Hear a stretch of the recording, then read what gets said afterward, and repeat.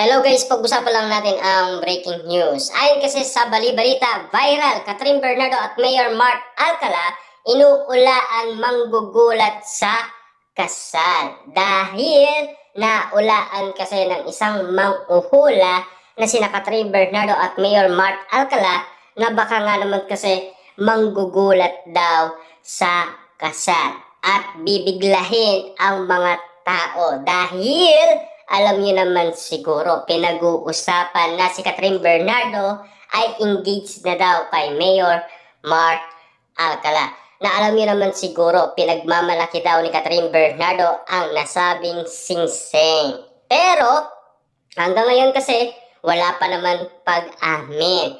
Galing umano kay na Catherine Bernardo at Mayor Mark Alcala.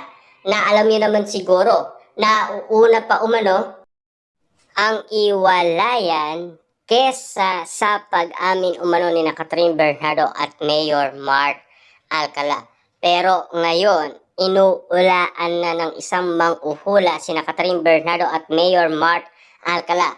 Ayon kasi sa manghuhula, parang botong-boto na kasi si Mamin Bernardo kina Mayor Mark Alcala at Catherine Bernardo dahil sa nakikita niya at sa pakiramdam niya umano may mangyayari higit pa sa pinag-uusapan ngayon. At lalong-lalo na kasi kailan lang pinag-uusapan sina Catherine Bernardo at Mayor Mark Alcala nagbakasyon sa Thailand. Na alam niyo naman siguro walang nakakaalam ni isa.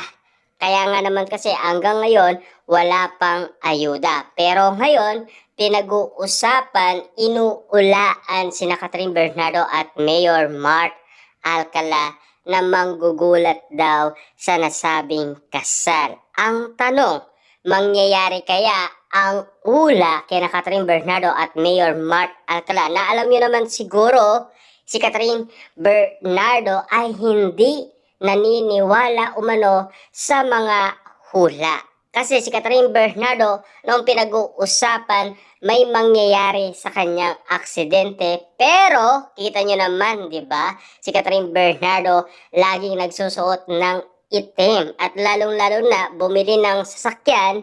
Pero, meron 1.7. Ganon kalakas ang hindi paniniwala ni Catherine Bernardo sa sinasabing inuulahan tungkol umano sa kasal. Pero meron nga naman kasing mga tao na pilit sinusuway si Catherine Bernardo, lalong-lalo na ang mga malalapit sa kanya. At siyempre sila ay naniniwala sa ula.